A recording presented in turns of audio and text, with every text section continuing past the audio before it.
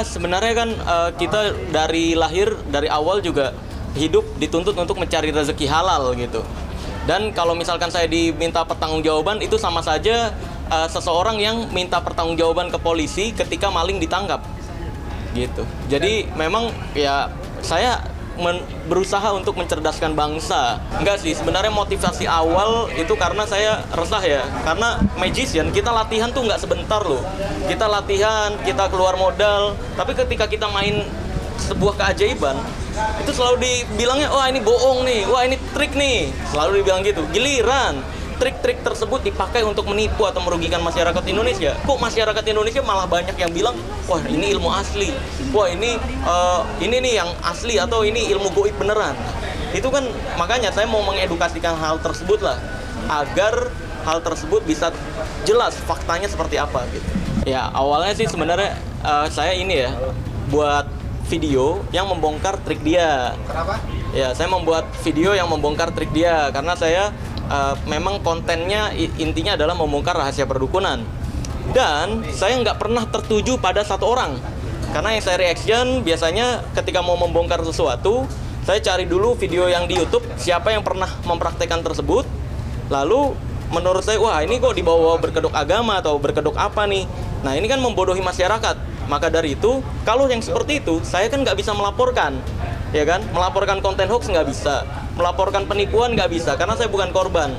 Maka dari itu yang saya bisa lakukan untuk Indonesia, untuk membantu mencapai tujuannya, yaitu mencerdaskan bangsa Indonesia, adalah mengedukasikan bahwa hal tersebut bukan ilmu goib-goiban, tapi itu adalah hanya sekedar trik gitu.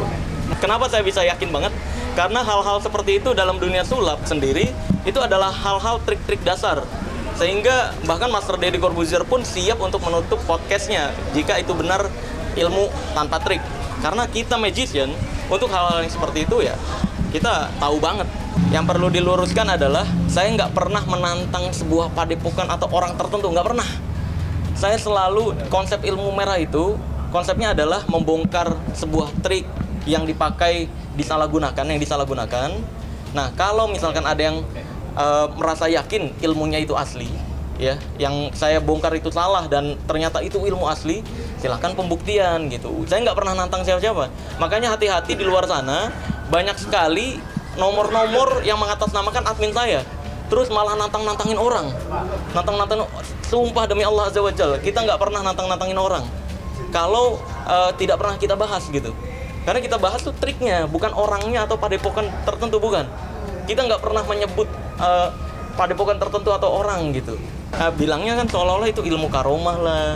Ini kan mengatasnamakan agama ini nih, jadi mencemarkan nama baik agama. Itu yang saya kurang setuju. Seharusnya ya jelasin aja, nih saya punya air hangat, saya celupin, nah ini sari-sari dari kayu secang ini akan berwarna merah, ini bagus untuk ini kan jujur kayak gitu lebih bagus loh. Nggak ngaku-ngaku sakti, kalau kayak gitu saya nggak mau mempermasalahkan.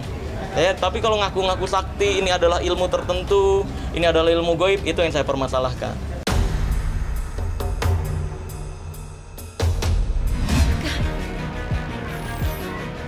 Alhamdulillah, with Mami Angie and the siblings.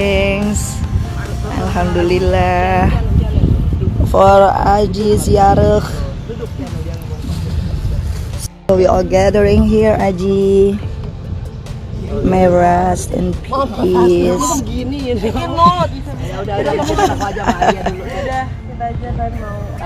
Alhamdulillah. Hai. Sama-sama. That's the sibling story for today. They also noisy.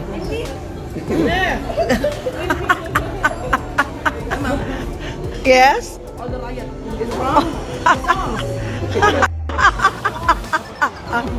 And apa dia berlindung di balik behind darah Papa Aji. So hello Isha, Compi, Bikaman, Mami. Kita lagi ngasuh Slay Mama. Ajarannya Zahwa. Look at them. Okay. Oh semua. Sama Kak Reza juga. Pokoknya semua dengan Sakwa, dengan Alia, dengan Tete Resa tuh, bahkan dengan Musya mamanya Tete Resa juga, kita tuh semuanya kayak keluarga, enak deh pokoknya. Alhamdulillah ya Allah. Alhamdulillah Allah memberikan kepada kita hati yang bisa menerima dan bisa menjadi saudara, bahkan lebih dari saudara.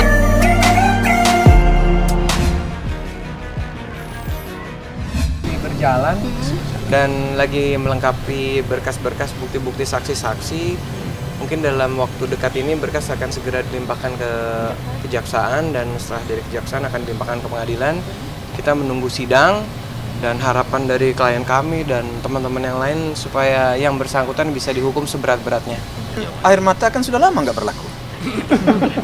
Emang laku di pasaran sekarang mah. Dulu awal-awal berlaku air mata, Bang. Iya, sekarang udah nggak berlaku. Ya. Makanya saya jual tekstil, Tanah Abang.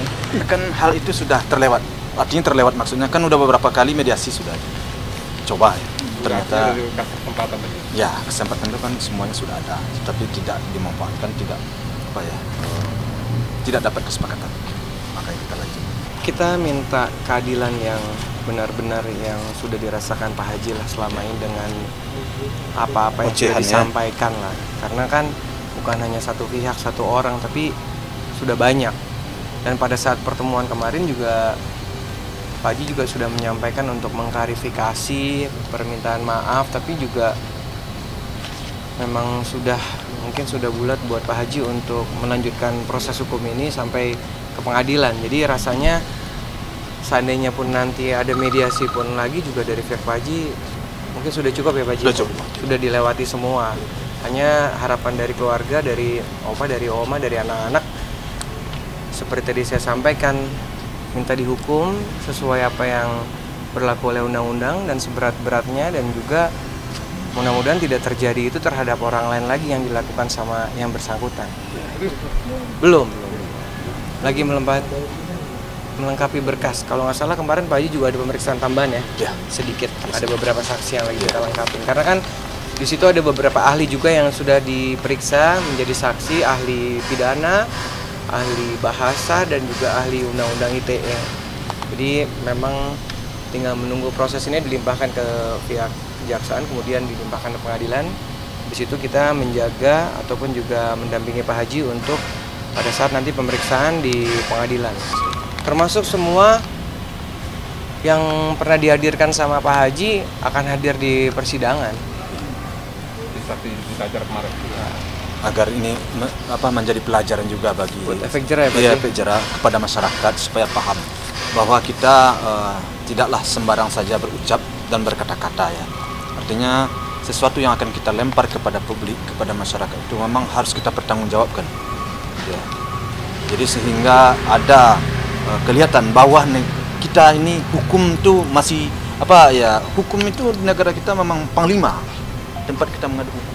Kalau kita merasa dirugikan, merasa dilecehkan, ya kita bawa ke hukum. Nah, kita buktikan sekarang ini ternyata hukum di negara kita ini, ya siapa yang bersalah pasti disikat. Saya yakin. Disikat. Bukan dihukum. Ini contohnya, Pak. Oh.